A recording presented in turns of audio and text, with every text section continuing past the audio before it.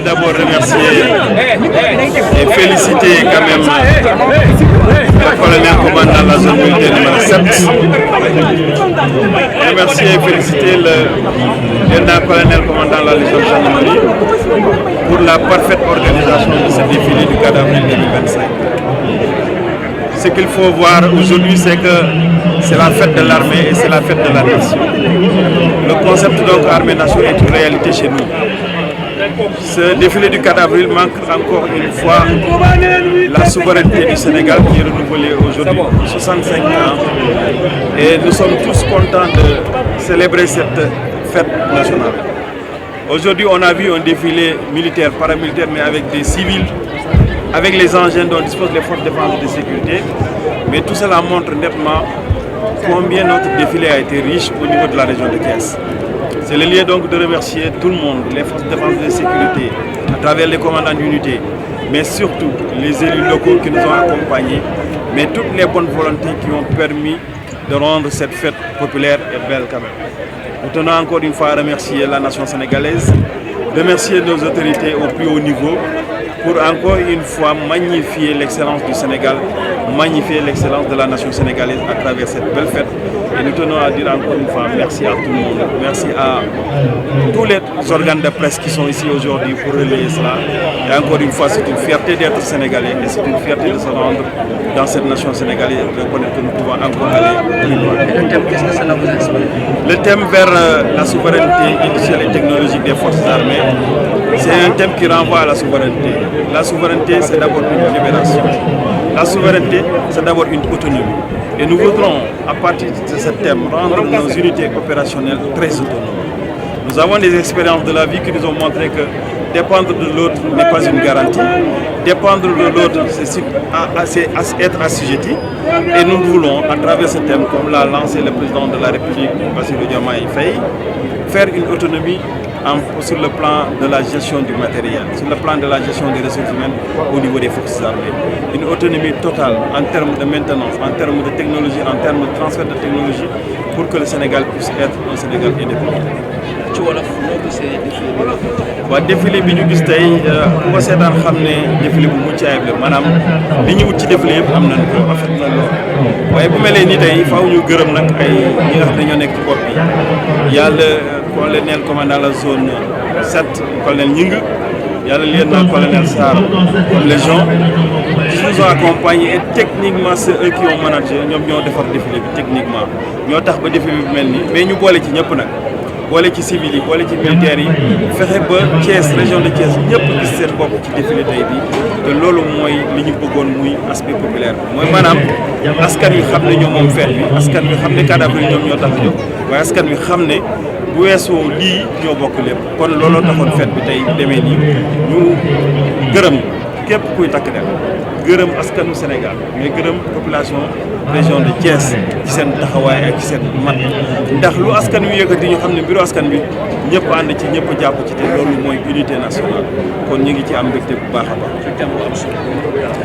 waa thème bi li ñu wax dafa am solo dañ ne dañoo bëgg ñu moom suñu bopp indépendance bu koy wax mooy moom sa bopp moom sa bopp nag fii ak yaa ngi jéggaani moomatoo sa bopp fii ak yaa ngi yaakaar ci keneen pour defaru moomatoo sa bopp moo tax ñu ni sunu takk der yi gis nañ li fi jaar ci jafe-jafe ñu yaakaar ci ay réew ñu wor ñi bu ñu demee ba bëgg a demal sunu bopp nag kon naataange war a mën a jóg ñu ni daal ne Sénégal naat na Sénégal mënal na boppam ndax Sénégalu gaz ak pétrole la war nañu fexe ba kenn ku nekk jéemal sa bopp donc moo tax ñu bëgg sunu takk der yi mënal seen bopp ci wàllu maanaam xarañ ci wàllu xam-xam waaye ci wàllu ngànnaay ba ngànnaay ñu mën koo amal suñu bopp mën koo defal suñu bopp waaye ngànnaay du am ko rek am njëriñ mais mën koo defal sa bopp mooy maanaam li ñuy wax maintenance di ko toppatoo ba xam noo koy saytoo te loolu nag suñu ci bëmaxee dana tax ñu mën cee dugal képp ku nekk si réew mi muy ñu nekk si université yi muy ñi nga xam ne dañuy xalaat borom xam-xam yi ñëpp la ñu woo ci mbir mi ngir ñu ànd ak ñun ba suñu takk der yi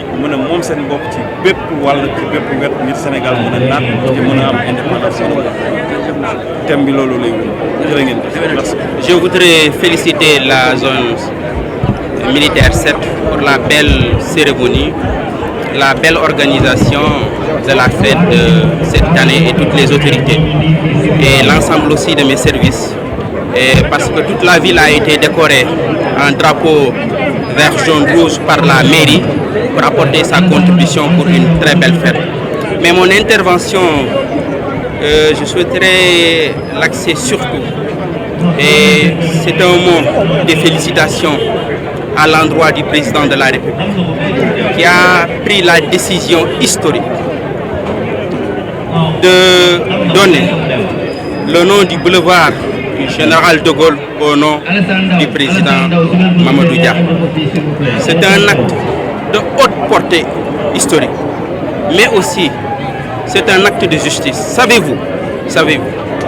Savez-vous que le président Mamadou Dia est le premier chef de gouvernement du Sénégal moderne? Je dis du Sénégal moderne. Je ne parle même pas encore de la République du Sénégal. Il a dirigé ce premier gouvernement en 1957, avant l'indépendance. Ils étaient au nombre de 10 ministres. Amadou Matar Mbow faisait partie de ce gouvernement. Savez-vous que c'est le président Mamadou Dia qui a signé l'acte de naissance de la République du Sénégal? C'est pourquoi un historien a dit que la nation n'a pas de père, mais l'État a un père. Le père de l'État du Sénégal, le père fondateur de l'État, je parle bien français, de l'État du Sénégal moderne, c'est Mamadou Dia. C'est lui qui a dirigé le premier gouvernement de la République du Sénégal. C'est lui qui a lancé le premier plan de développement du Sénégal. C'est Mamadou Dia qui a mis en place l'ENAM. C'est Mamadou Dia qui a mis en place l'ENEA. C'est Mamadou Dia qui a mis en place l'administration sénégalaise.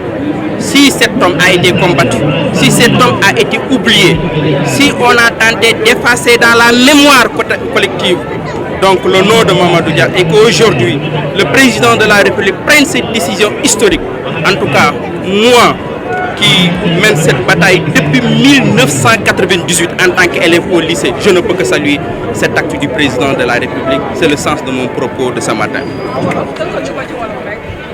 maa ngi gërëm autorité militaire yi nga xam ni ñoo organisé fête nationale bi fii ci Thiès ñëpp gis ngeen yokkute. May gërëm aussi les services de la mairie de la ville, contribution immense bi ñu ci def, draper toute la ville du drapeau national vert, jaune, rouge.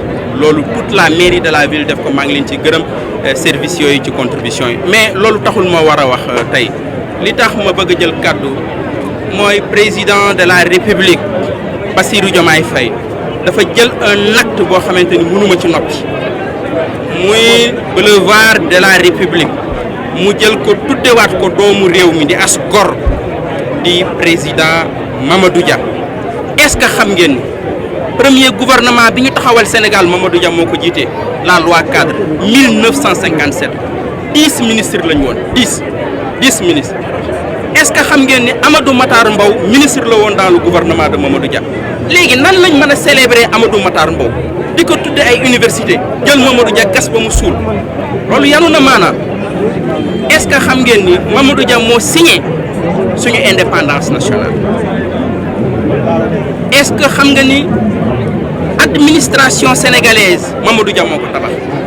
Est-ce que xam nga ni li ñuy tuddee tey ay plan de développement ñu koy tuddee ay tey jii Sénégal 50 premier plan de développement quadriennal bu Sénégal Mamadou Dia moo ko tracé? Est-ce que xam ngeen ni ENA bii ñuy wax tey ENAM bii Mamadou Dia moo ko tabax? Est-ce que xam ngeen ni ENEA bii ñuy wax Mamadou Dia moo ko tabax? Est-ce que nit ñi xam nañ loolu? Kon da ngay dégg wala fii ñu naan le père de la nation. La nation n'a pas de père. Dama ni nation amul père waaye état am na père ndax état dañ ko tabax. Ki tabax état Sénégal, état du Sénégal laa wax, état du Sénégal bu bees bu moderne ki ko tabax mi ngi tudd Mamadou Dia. Mamadou Dia est le père fondateur de l'état du Sénégal moderne. Kooku su président de la République jëlee acte bu toll nii et dekkilaat ko yee ko indi ko tudde ko lu tul ni boulevard de la République, man mi nga xam ne 1998 di def première au lycée Malick Sy ci la tàmbali xeex pour la réhabilitation du président Mamadou Dia. Kon président de la République defee lii defal ko Sénégal, defal ko jeunesse Sénégal, defal ko ñëpp ñi nga xam dañuy xeex pour la dignité de l'Afrique. jàmbaar jooju nga xam dañ ko effacé woon jàmbaar jooju nga xam dañ ko rey ñaari yoon bëgguñu kenn wax turam su ko président defee man bëggoon naa ci addu pour féliciter le président de la République gërëm ko ci acte boobu nga xam ni def na ko merci beaucoup.